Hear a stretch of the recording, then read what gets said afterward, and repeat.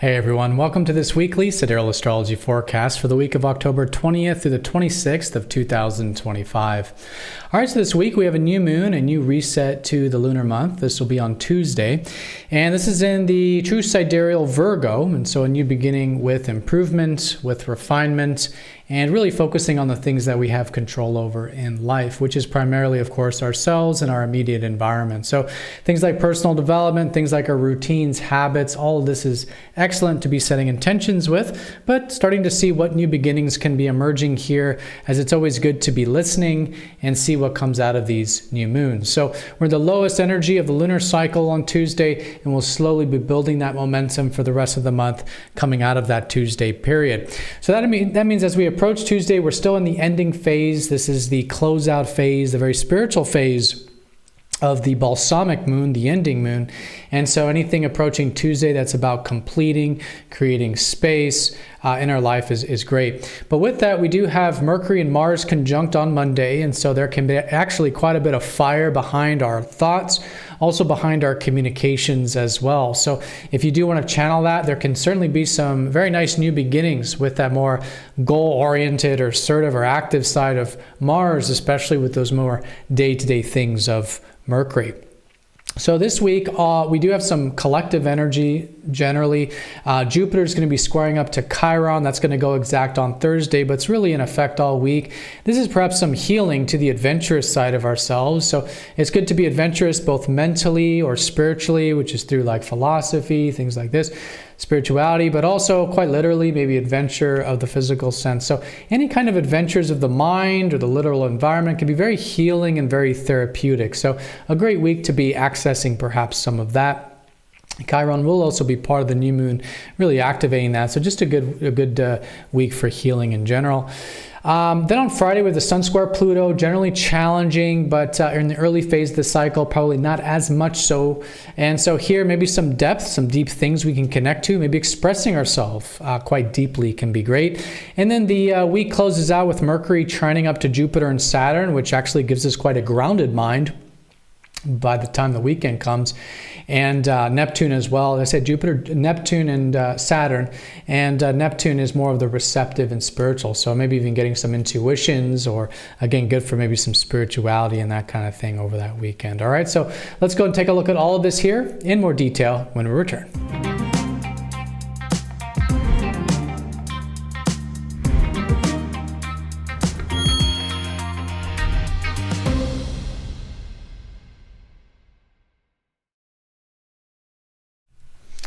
Alrighty, so here's the sky for this week. We're going to look at this for each day of the week, starting first with Monday, October 20th. And as you can see here, we are using the visible sky on this channel, which is very different from mainstream. You won't see the visible constellations like this in mainstream astrology because unfortunately they don't use it there. So the signs are different, so the sign placements are different. So the sun, you might have heard is in Libra in traditional, but again, looking at the sky, it's right there in almost the middle of Virgo. So if you're new to this, definitely check out that link down below for more information. Okay, so it's a new month this week, and this will be on Tuesday's new moon. That's the most important thing here. We don't have any sign changes this week, so I think it's going to be very subtle. Yes, there can be new beginnings, but again, give them some time. And again, as we do approach Tuesday, let things close out, let the energy die down, create space in our life, and then even out of that Tuesday, let's see what emerges. So the main two signs here is, of course, the new moon in Virgo. And this is all about what I was saying. The Virgo is about, the things we have control over, which is primarily ourselves, our immediate environments. It's a great time for personal development, routine, building good habits, good routines. Our work as well, Virgo can very much be about service to other, especially at the end of Virgo like this, and also with a lot of the Libra energy that we have going on. So getting into the kind of that work energy also. So setting new intentions around this is very nice. Now the new moon will be squaring up to Pluto and also up to Jupiter. So one more challenging planet Pluto and generally easier planet Jupiter, but they are squares. And so Squares are all about integration and intention. So the natural tendency with squares is usually over or under extremes. And like we said, and like we'll see on Friday, the sun squaring Pluto will be activating that over the weekend as well. But just generally speaking, for this new beginning, I think it's great to see the deeper side of life with the square to Pluto. What are the things that we can be aware of on a deeper level, be willing to see on a deeper level? You know, it's very difficult to see deeper parts of ourself and life, but this is a call to do so in healthy and constructive ways. Perhaps also to face some fears, to move through some wounds or some inhibitions, to basically cultivate what Pluto wants us to cultivate, which I believe is self-empowerment. To, you know, in those moments when we have nothing to lose, those moments where we're not attached, is very empowering. And this is really connecting to our true self, which is not afraid of anything, and really okay living life in a way of endings and beginnings continuously, which is what you could argue life is nothing but a continuation of changing energy. But anyways, getting into this deeper side and embracing that and facing that can be extremely empowering this whole lunar cycle, and slowly again coming out of this new beginning. And the square up to Jupiter helps us see opportunities, helps us see things that we can again be adventurous with and open-minded about, but again constructively, because squares will tend towards extremes, and so we might be maybe idealistic, we might be over-optimistic, or not enough. And so we want to channel that constructively. What are the opportunities in our life? How can we healthfully take action towards them? What are the things that we can be a little more open-minded about and you know, intentionally incorporate that as well? And that can again be very constructive. It's really the squares. In this case, it's this, you know, basically T square here, configuration, very important. It's about integrating energy. And in this way, it's times like this where we really get the most done, and it's usually the most successful, quote unquote, successful times. Those that are very successful in life, whether it's in personal life or productive life, have these kinds of energies. It's really the soil that we grow through, that we become stronger with, and our roots deeper with, right? And so we need these squares. They're very constructive times. And again, this is when we see things starting to manifest. So it's this slow new beginning. Let's give it maybe a week once we get into the first quarter moon and things get moving here. But just know this is likely to be a very manifesting month, and a lot of things coming to fruition with these squares. All right, so anyways, that's Tuesday. Approaching that, I kind of got ahead of myself there a little bit. Approaching that, we do have Mercury and Mars conjunct on Monday, and they're going to be, or they are, you know, coming into the week in Libra. And so here, there's a lot of fire actually, even though it's the ending phase approaching that new beginning. There's a lot of fire behind the mind and the communications. So it could be very good. I mean, it's a neutral thing, conjunction.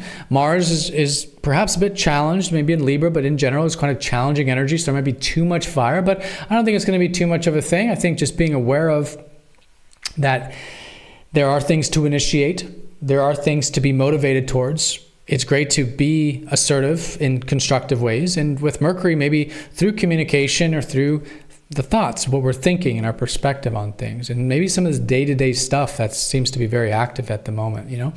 So anyways, using that fire can be a really good time for journaling, writing, communicating those communications that need to be said. In Libra, this is really about the themes around fairness and balance and mutuality. And so it is a great week to be, you know, really focusing on cooperation, coming to mutual agreements, doing what's right, bringing things back into balance in our life, and not just interpersonally, like with relationships, but in our own life, just focusing on maybe things that have been out of balance and bringing them back into balance. Mars is now helping us put that fire into that. Mercury can now help us think about it, communicate it, work with it on a day-to-day level. And so it's an excellent time. Again, just like the new moon, this is very much a new beginning. Conjunctions are new beginnings, a new cycle here with this whole idea of bringing things back into balance and cultivating this sense of, you know, interpersonal reciprocity. Let's go ahead and call it there. Okay, so definitely a time of new beginnings this early part of the week, but again, give some of this some time as we go through this new lunar cycle. Okay, and then as we start to get into the middle part of the week, the moon will shift into first Libra, coming out of Virgo, and so this will be late Wednesday and all day Thursday. So Wednesday, Thursday, again, more themes around the balance as the moon will be activating that. We could just say it's balanced all week really, but maybe some things here late Wednesday, Thursday, specifically about bringing things back into balance in our own personal or interpersonal lives. Once we do get to the Friday time period, we'll get into the moon in Scorpio, some deeper energy to work with, and of course that sun square Pluto. So as we said, and this is part of the new beginning, the new moon as well, it's a great week for incorporating that depth. And here, maybe on Friday, some, again, fears to face, some things to reclaim that power with, maybe take some of those actions, maybe make some of these manifestations, again, constructively. We don't want to be too attached. We want to be able to really identify the difference between the surface ego and our deeper needs, right? Pluto will help us do this. All of us have the surface ego, as I call it, which we could say is a very necessary part of life. We need this ego to survive. But the more on the surface is usually things that we're doing because of security, as in because of fears, as in maybe because of patterns, comfort zones. So we want to try to break these patterns, break these comfort zones, break these fears in order to connect to the deeper self. So this could be expressing ourselves a little more. This could be focusing on things we might normally be too afraid to do so, but fundamentally reclaiming that power, because power is ours already, but it's so easy to give it away to things, to situations, to people. And so it's all about reclaiming that. So constructively with intention in this way, absolutely constructive week. Even some very powerful things manifesting for a lot of us here over this Friday time, especially with that moon in Scorpio, really adding to that depth there.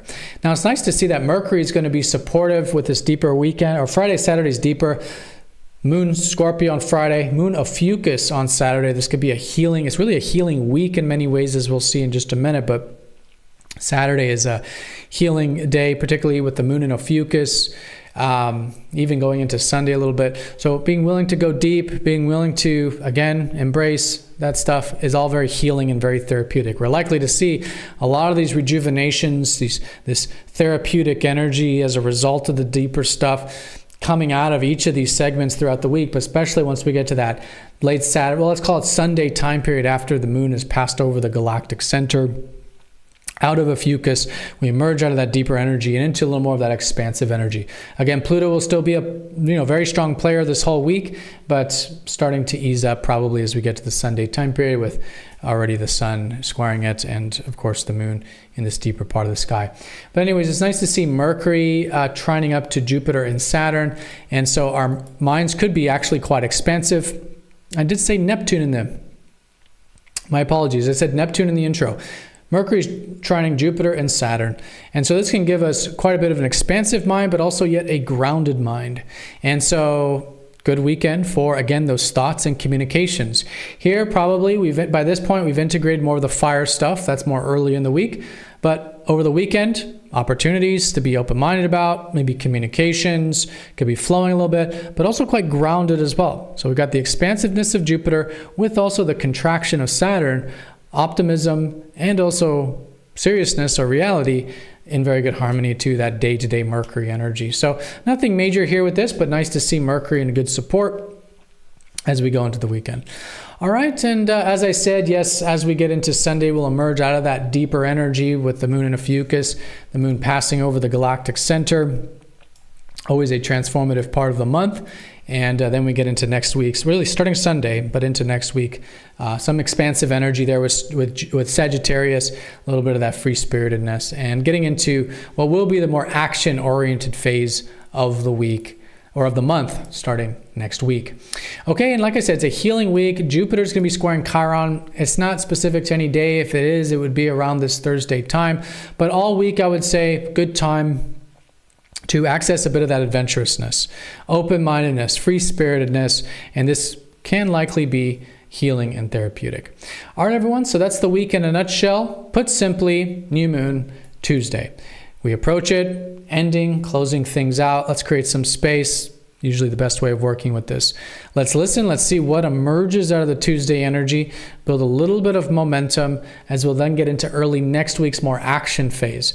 But it is a great week of planting seeds, setting new intentions really across the board, and especially this early part of the week. Because there's squares with the new moon, it's a great month, and this week will be no exception to challenge ourselves. This week, particularly challenging ourselves, I think, with the deeper side of life, with the Sun square Pluto and the Moon in the deeper signs, both Friday and Saturday. So reclaiming power, facing fears, all this quite healing and transformative, not to mention Jupiter giving us a support for healing this week in general. And again, perhaps there's something here about the open-mindedness, the adventurousness that can be healing and therapeutic as well as a result of this. Nice to see Mercury in good harmony with Jupiter and Saturn, giving us that open-mindedness, but at the same time, some groundedness and seriousness to be worked on constructively. All right, and that sets the stage for early next week's more manifestation period. So everyone have a fantastic week. Thank you so much for watching. Be sure to stay tuned for the live stream. Anna Maria goes live here every Sunday at 12:15 p.m. Eastern Time of the Americas. You can find the links at the MTZ Insiders newsletter or down below here if you're watching this on YouTube, or by going to the Mastering the Zodiac YouTube channel. Definitely stay tuned for that. It's a great way to connect with the community and get more insights, and perhaps even get a free reading, as she does like to look at the community's chart while she does her live stream. But check that out, and I'll see you all next time for the next astrology forecast. Take care.